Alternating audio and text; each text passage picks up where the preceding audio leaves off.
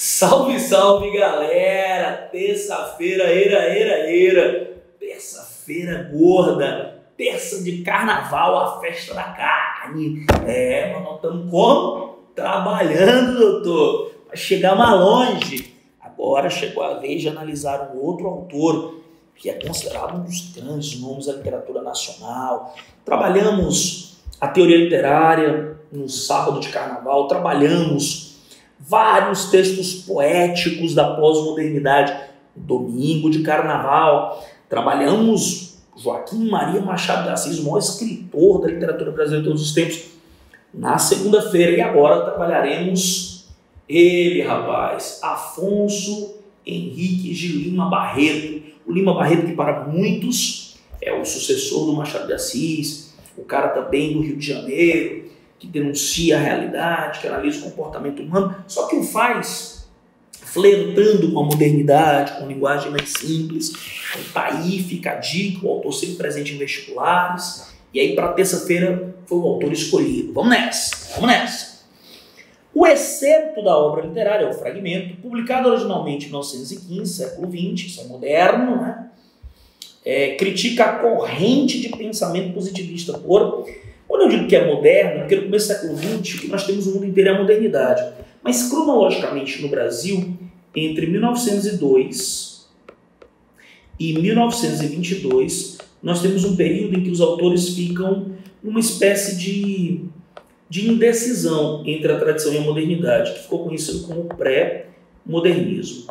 Inclusive, Lima Barreto é uma das maiores referências do período, porque suas obras, apesar de antecipar elementos de modernidade, ainda tinham soluções tradicionais. Pois bem, o excerto da obra literária, fragmento publicado em 1915, portanto enquadrado no Brasil no pré-modernismo, critica a corrente de pensamento positivista. Por quê? Por quê? Vamos lá, né? Corrente de pensamento positivista, uma corrente filosófica, né? Então vamos lá.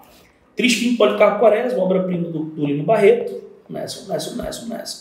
Os militares estavam contentes, especialmente os pequenos, os alferes, os tenentes, os capitães. Para a maioria, a satisfação vinha da convicção de que iam estender sua autoridade sobre o pelotão e a companhia, a todo esse rebanho de civis. Mas, em outros, muitos havia sentimentos mais puros. Eram os adébitos desse nefasto e hipócrita positivismo. Opa! Um pedantismo tirânico. Então, por que ele criticou? Porque na concepção dele, o positivismo ele é pedante, arrogante, e ele é ditatorial, tirano, limitado e estreito, que justificava todas as violências, todos os assassinatos, todas as ferocidades em nome da manutenção da ordem. Condição necessária, lá diz ele, ao progresso e também ao advento do regime normal. Augusto Comte, criador do positivismo, ele fala no seu postulado científico que a humanidade precisa passar por 3 estágios evolutivos até chegar ao estágio de desenvolvimento. E o detalhe interessante é que a bandeira nacional brasileira ela foi fortemente influenciada por essa corrente de pensamento. Inclusive ela tem uma frase, né? Ordem e progresso, ou seja, você ordena as ações para conseguir o progresso. O Lima Barreto, em Triste Fim de Policarpo Quaresma, ele está denunciando uma estrutura de poder que era comandada por um militar chamado Floriano Peixoto, Marechal de Ferro. E no trecho é possível perceber uma crítica à postura desta política alicerçada no regime ou pensamento positivista. Então, o alicerce ideológico positivista, na concepção do narrador, era um grande problema, porque era arrogante, porque era prepotente, porque era violento. Na verdade, de acordo com o narrador, o argumento positivista era feito pura e simplesmente para legitimar ações ditatoriais. Mas qual era o argumento dos que estavam no poder? É que era necessário ordem e progresso para manter uma condição interessante. Então, a postura violenta dos que estavam no poder era alicerçada no pensamento ideológico positivista, e isso era apenas uma desculpa. E qual era a desculpa? não existe progresso sem ordem. Então, os atos violentos, a violência contra aqueles que se colocavam contra o sistema, na verdade, havia uma postura de sufocar as liberdades individuais. Então, qualquer pessoa que se colocasse contra o regime político, automaticamente acabava sofrendo sanções. E o argumento dos que estavam no poder para tais violências é que era preciso controle, era preciso regra, para que as coisas pudessem funcionar muito bem. Pois bem, a crítica à corrente positivista, utilizar discursos ordenadores para a permanência do status quo, perfeitamente. Esse discurso de ordem para manter o status quo, que seria o status de ordem. Ou seja, nós temos um discurso ordenador determinando o que tem que ser feito para manter a ordem social. Ou seja, numa visão extremamente reducionista e nada democrática, antidemocrática, era preciso uso da força para manter a ordem. Permite que autoridades civis e militares fossem equiparadas. De jeito nenhum, só os militares teriam força. Aplicar a democracia política, muito pelo contrário, é o contrário, antidemocrático. Restringir o progresso social e econômico aos militares. Não é essa a questão. A crítica não é que o progresso social e econômico estará restrito aos militares. É o poder. O poder, não é o progresso, é o poder. Né? Enfraquecer a hierarquia das patentes. Não é para enfraquecer a hierarquia. A crítica à corrente positivista é porque ela era usada por quem estava no poder para se manter no poder de uma maneira ditatorial, de uma maneira antidemocrática. A resposta, portanto, letra A.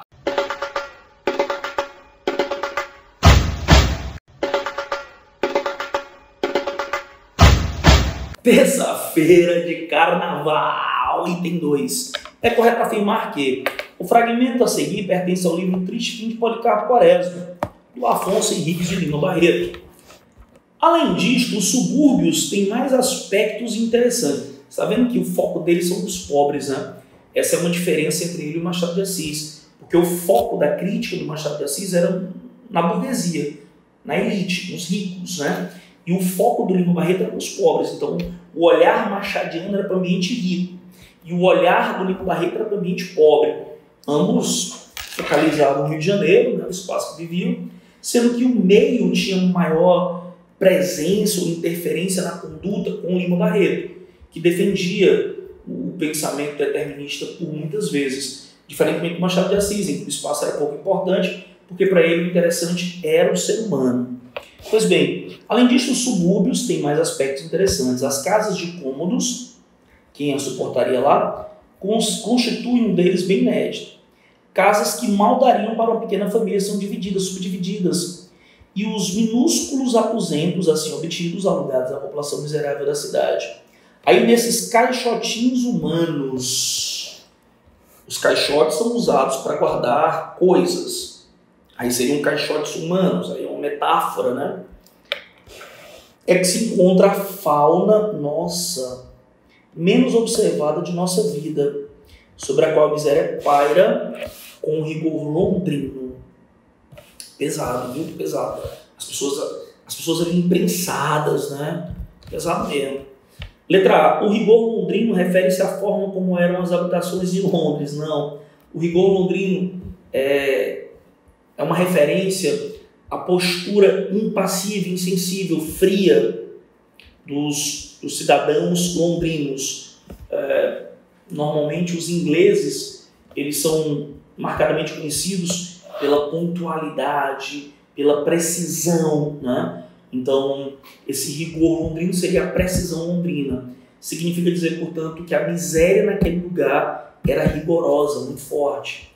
Os pobres habitam casas que de tão pequenas pareciam caixotes, perfeitamente. Os caixotinhos humanos moravam os mais miseráveis da cidade. É isso mesmo. A população mais abastada da cidade habitava as casas. Que é isso, rapaz? Mais abastada é rico. Quem habitava esses caixotes eram os pobres, os miseráveis. Sobre os aposentos pequenos eram cobrados aluguéis vultosos. Não eram cobrados aluguéis vultosos. Eram cobrados aluguéis. O absurdo não está no valor. Vultosos são altos. O absurdo está em cobrar por um espaço que não vale nada. ou não deveria valer. Os caixotinhos humanos são as habitações que não se localizavam nos subúrbios cariocas, se localizavam no subúrbio. A resposta, portanto, letra B. Valeu, galera!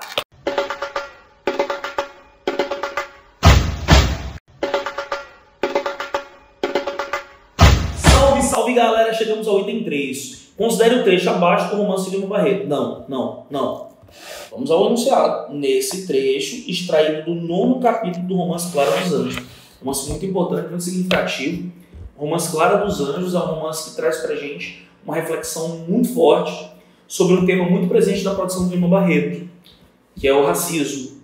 A narrativa é focada em um comportamento extremamente abusivo, um comportamento reprovável e absurdo de um rapaz de classe média, chamado Cassie Jones, que acaba se aproveitando sexualmente de uma garota mestiça, uma garota negra, favelada, a Clara, e ele acaba engravidando ela e não assume o filho, as responsabilidades. Então nós temos uma narrativa muito interessante que expõe mais uma vez a pobreza, a miséria, que mostra que há uma hierarquia da miséria nas favelas do Rio de Janeiro, que existe o pobre, existe o mais pobre, o menos pobre. Então ali o menos pobre subjuga o pobre subjuga o mais pobre, ou seja, tem uma hierarquia. E a condição de cor, a condição de raça é também um fator de exclusão social. Então um texto muito bacana, né? Pois bem, vamos lá. O ambiente descrito é muito pobre, marginal, né? Sempre. Penetrou naquela vetusta parte da cidade, hoje povoada de lôbregas hospedarias, mas que já passou por sua época de relativo realce e brilho. Os botequins e tascas estavam povoados do que há de mais sórdido. Era um ambiente horrível, né, em nossa população. Aqueles becos escuros, não tinha iluminação efetiva, guarnecidos de um outro lado por altos sobrados, de cujas janelas pendiam peças de roupa a enxugar, mal varridos, pouco transidos, formavam uma estranha cidade à parte, ou seja, favela, marginal realmente o espaço, onde se iam refugiar homens e mulheres que haviam caído da mais baixa degradação e jaziam no último degrau da sociedade. Ave Maria.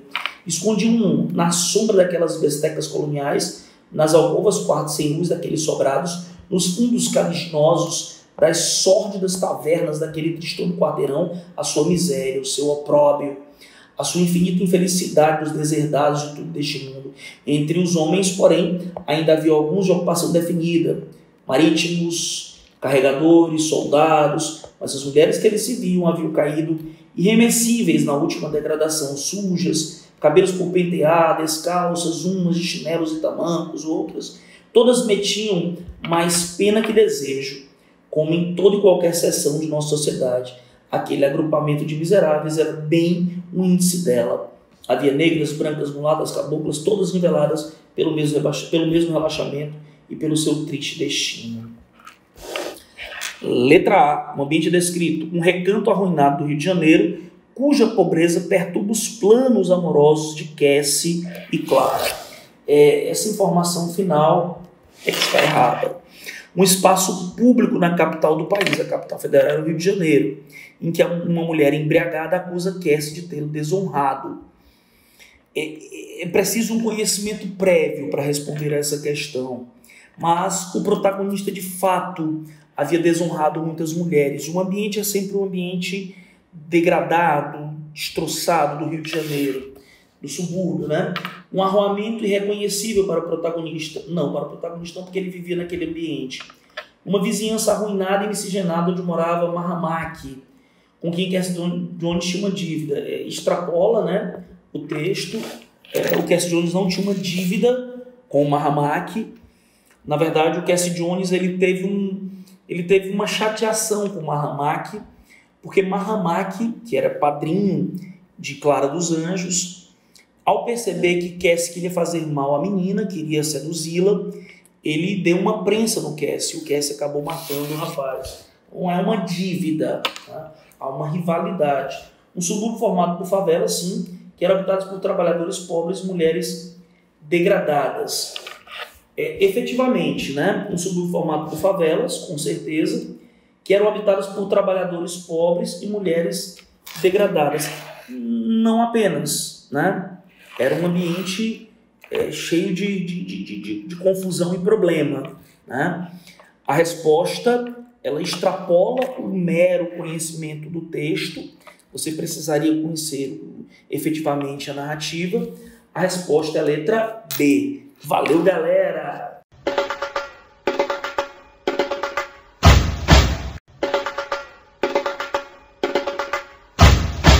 Salve, salve, galera! Chegamos ao item 4. Vamos lá. Sobre o texto, pode-se dizer que... Vamos lá, sobre o texto. Vamos considerar quem produziu. Lima Barreto, toda a crônica. Dono de uma arguta percepção sobre a realidade, Lima Barreto declara, em relação às comemorações do centenário da independência do Brasil, olha só, né? 1922, centenário de independência política. O que se nota nas atuais festas comemorativas da passagem do centenário da proclamação da independência do Brasil é que elas se vão desenrolando completamente estranhas ao povo da cidade. Como assim? É porque as pessoas, a população, ela não tem nada para comemorar. As comemorações elas se dão à revelia, ou seja, a população não participa. O observador imparcial não vê nele nenhum entusiasmo. Não lhe sente no anônimo nenhuma vibração patriótica. Se não há, na nossa pequena gente, indiferença, há pelo menos incompreensão pela data que se comemora. Os tempos estão bicudos, ruins, né? Tudo está pelos olhos da cara, tudo muito caro. Tempos estão bicudos, olhos da cara, são expressões, são gírias, né? Um pobre chefe de família tem que pensar constantemente no dia de amanhã. Terá ele tempo de impressionar-se com festividades patrióticas em que mais predominam jogos de bola ou outras festividades das mesmas manifestações sérias de um culto ao país ao seu passado? Disse no começo dessas breves linhas que o povo não se associava às festas do centenário. Enganei-me. As esportivas, ele se associa de bom grado a elas. E as de luminárias e as paradas militares, o povo saberá que parentescos ela tem. No texto, nós observamos que existe por parte do Lima Barreto, que é um procedimento habitual, o desejo da crítica, é uma postura engajada. E ele está criticando as festividades organizadas pelo poder público que não fazem sentido para o cidadão comum, que estava muito mais preocupado com os seus problemas, com a própria sobrevivência. E aí, o detalhe interessante é que ele diz que as pessoas ficavam à margem desse processo. Mas ele estava enganado, as pessoas participam. As festas são feitas, não existe um sentido efetivo de transformação e mudança. As pessoas não deveriam se divertir, mas elas se divertem. Elas se divertem e essa diversão não é gratuita. O Estado está promovendo uma política antiga, da antiguidade, que é a do pão e circo. De acordo com o cronista Lima Barreto, as pessoas ficam à margem do processo porque elas nem sabem o que estão comemorando, nem há mesmo o que comemorar. São comemorações vazias, são festas promovidas pelo poder público, mas não são festas que de fato têm uma significação para as pessoas. Elas não têm nenhum motivo para comemorar a independência porque elas são completamente dependentes da miséria. Então, interessante porque ele faz uma crítica sutil e esclarece que essas festas, elas têm a participação popular, mas é uma participação não consciente. É apenas uma forma de alienação das massas. Portanto, as massas não participam diretamente. A festa não é feita para a população. A festa é feita para ludibriar a população. A festa é feita para alienar a população. Lima Barreto entende que as autoridades usam a data para manipular a população, de modo que o espetáculo oferecido ofusca os problemas sociais e econômicos enfrentados pela população, que nem sabe o certo que está festejando. Perfeito. A letra A é incontestável. Conhecedor dos subúrbios cariocas, Lima Barreto esperava que o centenário despertasse mais interesse da população. O problema não é a população. O problema é todo o processo histórico de alienação desta população. Percebendo a movimentação de conscientização por parte dos... Não tem preocupação com conscientização. Lima Barreto destaca as futilidades políticas como um meio que as autoridades têm de contribuir com o lazer. Não é para contribuir, não é Isso não é gratuito, isso é feito para que as pessoas permaneçam numa condição de completa indiferença em relação à realidade. O autor entende que a população não se deixa manipular, muito pelo contrário. A resposta, portanto, letra A.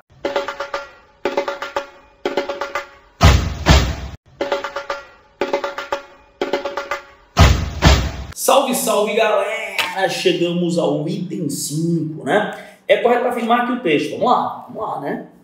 A Nova Califórnia, beleza. Ninguém sabia de onde viera aquele homem. O agente do correio pudera apenas informar que acudia pelo nome de Raimundo Flamel, pois assim era subscrita a correspondência que recebia, e era grande. Quase diariamente o carteiro lá ia a um dos extremos da cidade onde morava o desconhecido. Sopesando o maço, alentado de cartas vindas do mundo inteiro, grossas revistas, línguas arremessadas, livros, pacotes, quando Fabrício, o pedreiro, voltou de um serviço em casa do novo habitante, todos à venda perguntaram do trabalho que ele tinha sido determinado. Vou fazer um forno, disse o preto, na sala de jantar. Imagina o espanto da pequena cidade de Tubiacanga, ao saber de tão extravagante construção. Um forno na sala de jantar, e pelos dias seguintes, Fabrício pôde contar que vira balões de vidro, facas sem corte, copos como os de farmácia, um rol de coisas esquisitas, a se mostrar pelas mesas e prateleiras como tecidos de uma bateria de cozinha que o próprio diabo cozinhasse. O alarme fez na vila. Para uns, os mais adiantados, era um fabricante de moeda falsa. Para outros, os crentes e simples, um tipo que tinha parte com um tinhoso, com um demônio. Chico da Tirana, o carreiro, quando passava em frente da casa do homem misterioso, ao lado do carro a chiar, e olhava a chaminé na sala de jantar ou fumegar, não deixava de persignar-se a rezar um credo em voz baixa. E não fora a intervenção do farmacêutico, o subdelegado teria de dar um cerco à casa daquele indivíduo suspeito, que inquietava a imaginação de toda a população. Tomando em consideração as informações de Fabrício, o boticário, ou seja, o farmacêutico Bastos, concluiu que o desconhecido vinha a ser um sábio, um grande químico, refugiado ali mais cegadamente levar avante os seus trabalhos científicos.